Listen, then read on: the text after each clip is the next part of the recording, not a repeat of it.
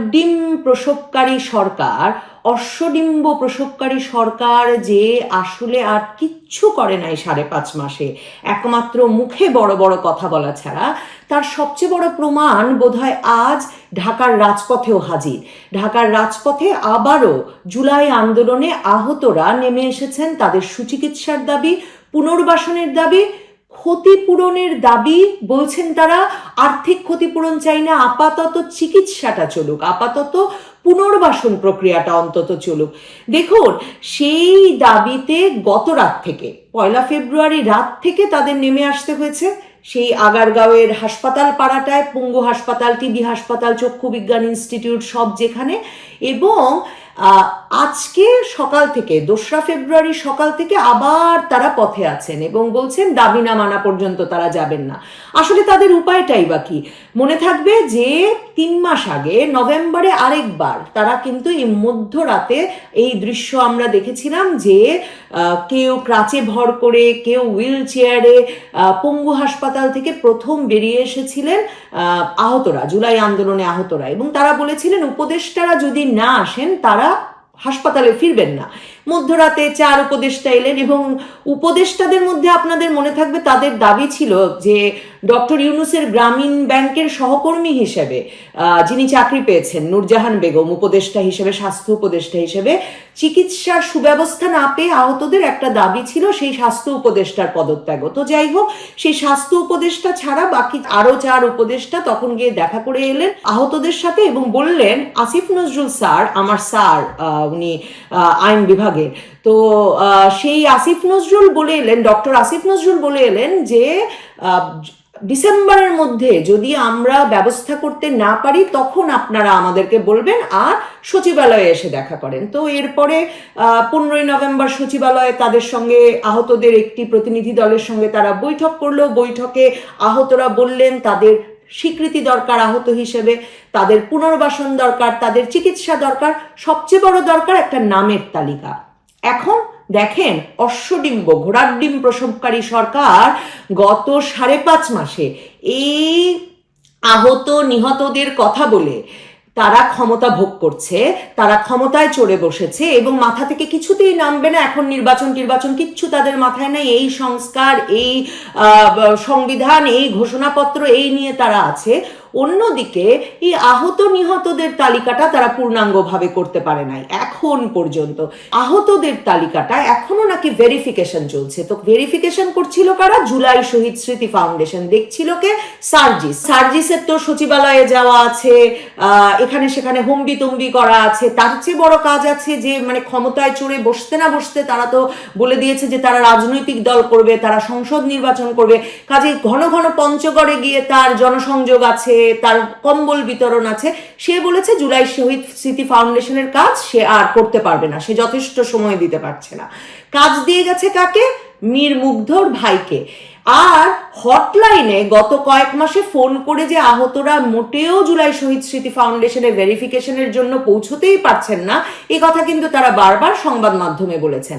এখন দেখেন, একে তো আহত নিহতের তালিকাটা পূর্ণাঙ্গ হলো না, দ্বিতীয়ত ভেরিফিকেশন শেষ করে কোন কোন আহতের পাশে তারা দাঁড়াবেন, কাকে কাকে আর্থিক ক্ষতিপূরণ দিবেন, সেটাও তারা 5.5 মাসে ঠিক করতে পারেন নাই। অন্যদিকে দেখেন, এখন মীর মুগ্ধর ভাই, মুগ্ধ শেষ হয় নাই যুদ্ধ, যার নাম দিয়ে স্লোগান, যার চেহারা, যার মৃত্যুর ঘটনা এই আন্দোলনের আইকনে পরিণত হলো, সেই মীর মুগ্ধর 2 ভাইকে কিন্তু নিজেদের মতো সব ফুটেজ এবং প্রমাণাদি জোগাড় করে আন্তর্জাতিক অপরাধ ট্রাইব্যুনালে গিয়ে জমা দিয়ে বলে আসতে হয়েছে যে যাকে তাকে মামলা না দিয়ে বরং প্রমাণ সাপেক্ষে একটা বিচারের ব্যবস্থা যাতে এই সরকার করে। তার মানে মুগ্ধ শেষ হয় নাই যুদ্ধ, মুগ্ধদের পরিবারের যুদ্ধ কিন্তু শেষ হয় নাই। তারা বুঝে ফেলেছে যে এই সরকার সব মামলায় সেই শেখ হাসিনা থেকে শুরু করে সাংবাদিক, পেশাজীবী, শমী কায়সার, মানে যার ইচ্ছা নাম দিয়ে ঢুকিয়ে আসলে বিচার করবে না। ওই ভাইরা বলে এসেছে আন্তর্জাতিক অপরাধ আদালতে গিয়ে এভিডেন্স জমা দিয়ে সাংবাদিকদের সামনে যে এভিডেন্স ছাড়া তো বিচার হবে না, কাজেই এভিডেন্সের ভিত্তিতে তদন্ত করে যাতে সরকার বিচার করে তার ফরিয়াদ জানাতে তারা এসেছেন। বোঝেন মুগ্ধর ভাইয়ের অবস্থা। এই দাবিতেই গত 1 ফেব্রুয়ারি প্রেস ক্লাবের সামনে সংবাদ সম্মেলন করেছে শহীদের পরিবারগুলো। এই জুলাই আন্দোলনে শহীদের পরিবারগুলোর চেহারা যদি আপনি দেখেন, এরা কিন্তু সকলে ঢাকা বিশ্ববিদ্যালয়ের ছাত্র ছিল না। শহীদ হয়েছে এত মানুষ, আহত হয়েছে এত মানুষ, খুনি হাসিনা এতজনকে মেরে ফেলেছেন, এই রব তুলে যারা ক্ষমতা নিলেন দেখা গেল সবাই ঢাকা বিশ্ববিদ্যালয়ের ছাত্র, সবাই একই পাঠচক্র করতেন।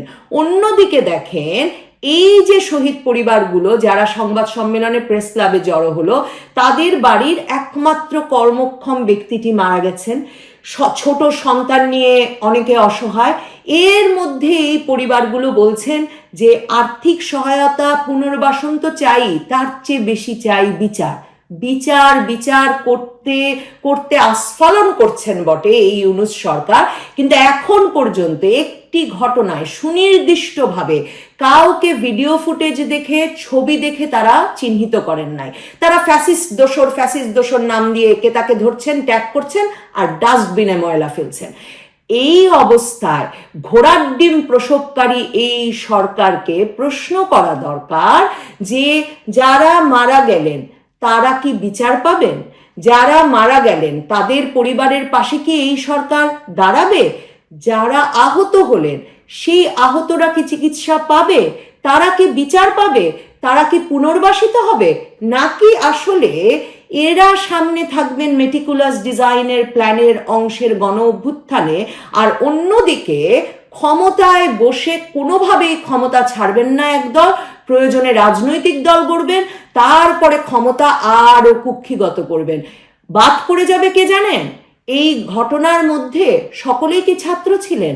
সেই শ্রমিক, সেই জনতা কই? সকলেই কি আবু সাইদ বা মুগ্ধর মতো বিশ্ববিদ্যালয়ে পড়তেন, নাকি মাহফুজ আলমের মতো পাঠচক্র করতেন?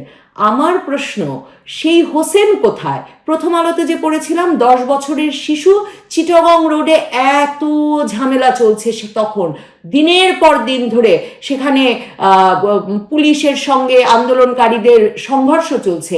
সেই অবস্থায় জুলাই মাসে কেন বের হতে হলো হোসেনকে বাবা মার সঙ্গে ভাত খেয়ে আইসক্রিম বিক্রির জন্য? পেটের দায়ে সেদিন যারা রাস্তায় ছিল তাদের হাত ধরবে কে? এই অশ্বডিম্ব প্রসবকারী সরকার